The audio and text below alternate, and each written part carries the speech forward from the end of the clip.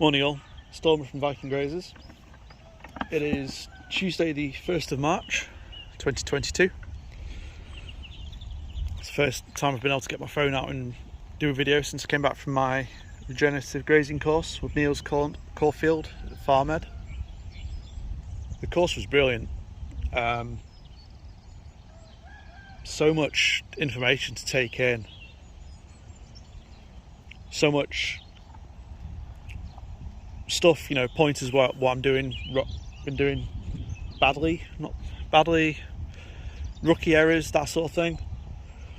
So I found out last summer when I was in the rested paddock, I was underutilising the grass. Underutilising and I guess undergrazing, whereas this bit in particular has been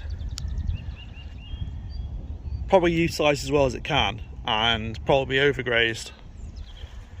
But this field was such poor density to begin with. There's actually a lot more grass cover than there was after we topped it last year when I took the field on. But I'll be moving them out of here soon, putting them into this paddock next door.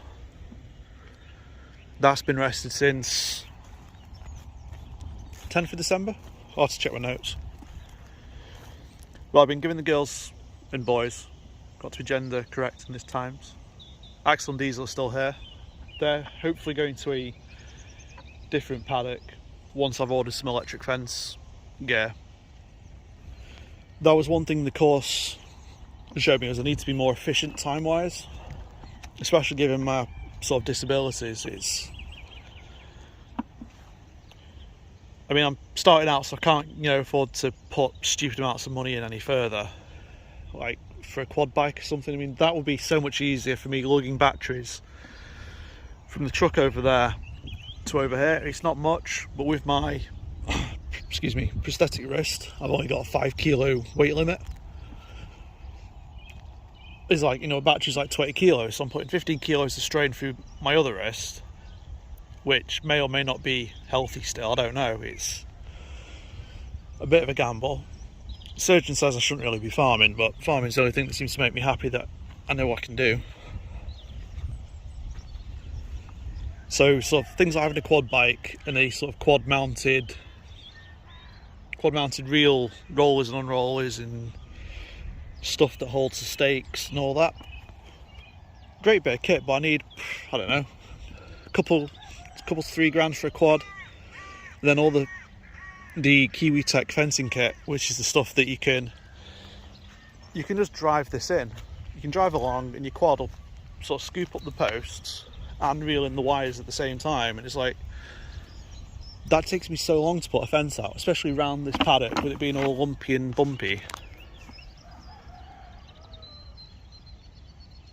Well, yeah, in time that'll be what I need. Just gotta get this first few years out of the way. So the things I've ordered, or that I need to order, are 6 more electric fence reels. I've ordered 6 250 metre lengths of poly wire, because I'll need 3 for when Axel and Diesel go to the new home. Not new home, new land. It's still mine. And then another 3 for making better sort of daily fence moves. So I'll do a cell for the day they're currently in, wire out most of the next day, so I just need to unhook one fence, let the sheep in, then wire them in, then pick up my old fence, set up for the next day, so on and so forth. Whereas last year, before, because I only had the girls last year, not Diesel and Axel, I don't know, it was just so confusing. I sort of had to walk the fence forward, but I wasn't back fencing. So then the sheep could go back and graze what they'd already grazed, which I knew was a problem, but I hadn't got the money to do it because I was having to save the money for Axel and Diesel. But once I've got this, I should be doing a lot better. The field looks a hell of a lot better than it currently did. Oh, and these posts, the landlord's putting in a fence for me, finally. So he's put these posts in. I think they're just, I don't know, one bit of tree, sunk them in. I think they're like 7 feet high, if you took them out the ground. Then just put day netting on. It's not to keep the sheep in, it's to keep the idiot walkers and the dogs out.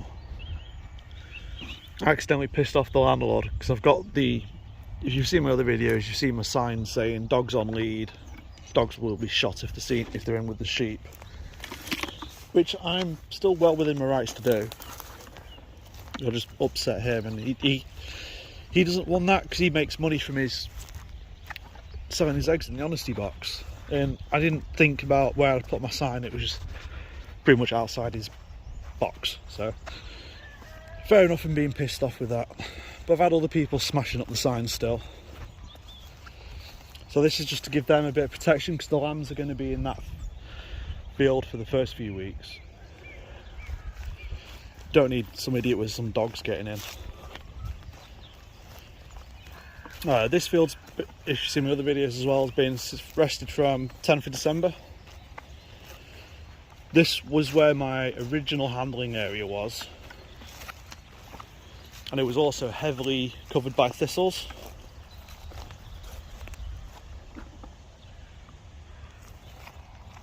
So it's nice to see the grass is growing back, but like if I was to throw a quadrant down there to work out the plant density, there's loads of bare soil.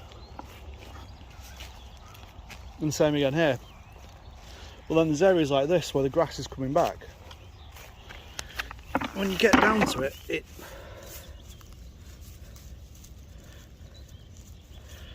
I'm not sure if I'm just being incapable. Well, you can see a clear gap there, but then there's bits like this where it seems to be growing better. And these spiky bits are giving the grass a bit of a chance further down. I still need to learn what my plants are, but baby steps. So again, we've got clovers that was here, what looks like possibly molehills, and then the thistle patches. So I was wondering what that noise was then. And there's also an absolute load of pigeons every time I come down eating the clover.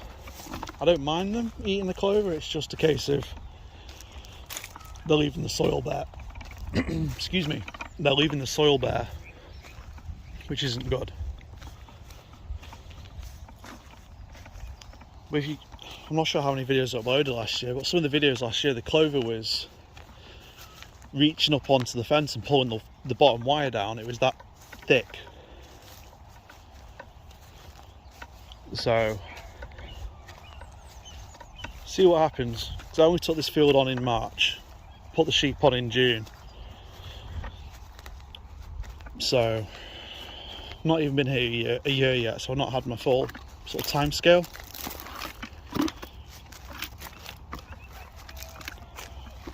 But yeah, once the sheep have been through each cell, I'm still trying to work out the lengths. I think I'm going to be trying to go 15 yards or paces by 15 paces in each direction for a square.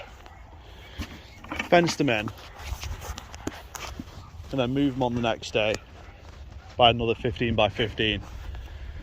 Work our way around and then adjust the cell size lengthways across the field if it's not enough. And if it's too much and they're leaving quite a bit behind or underutilising it, make it shorter, pen them in tighter, and see what happens. And then once they've been through an area, and if they leave areas like this, I'll come through with a brush cutter or scythe or something and see what happens. God, what's happened here? I assume that's my landlord doing that. I don't know. So I left these bits in last year after we had it topped, because this was, again, all thistles. I wanted to see what would happen, you know, because I'd never worked pasture before. I'm gonna have to put a stop to this. This is one of the guys that dump all their garden waste there. They're just completely trashing my field. can see the tyre tracks driving straight across. Not fair. Again, another big patch of clover. This is the area where all the clover was. And this, the somme. I mean, just look at the state of this. This is meant to be my rented grass, and these guys are doing this crap to it.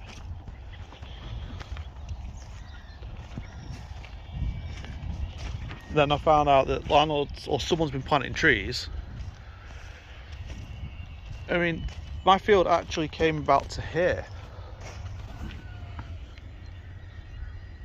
So I've lost another metre or two. But hopefully these trees will stop people from screwing up the track any further. Anyway, it's getting a bit of a long video. I'll just give you a quick walk around in March so you can see how it looks. It's been a beautiful day so far today. Yesterday was pretty meh. Sunday was beautiful. I just hope we get some good growing weather soon, because I kind of need it.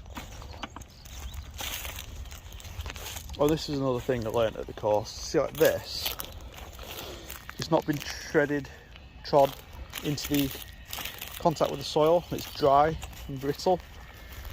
It's not decomposing. So again, get the animal impact, press this in, poop on it, pee on it, and hopefully it'll decompose. Oh, this is something I've not done. Do not do this to your fields. Right, this used to be perfect, you know, permanent pasture like that.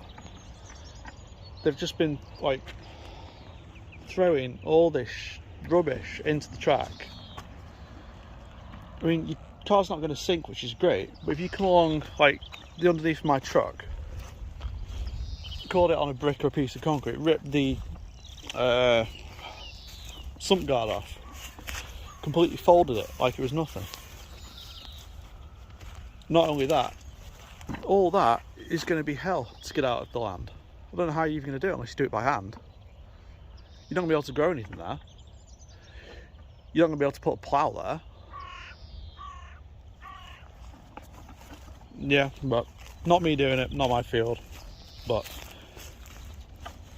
I didn't even want to contribute to it, because I think that, to me, I mean, you guys, if you got a field, you wouldn't want me to come on and start throwing concrete down on your pasture. Just walking over this bit here. This is where I planted a load of willow slips. You can see where all the rain's been, it's got flooded. Very flooded. There seems to be a track of some sorts. Well, people have been walking down here. Coming in my gate. Well, my gate, my field's gate. Walking down this track you can see here. To get to the footpath, because it's too wet there.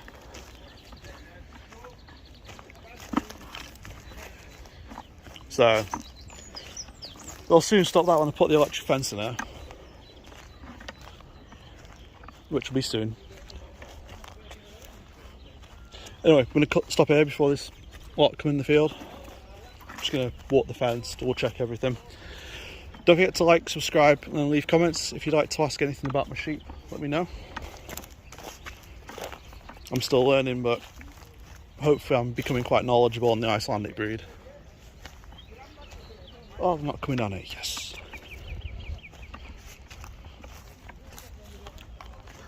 Yeah, I feel I'll walk the boundary of this field before I go.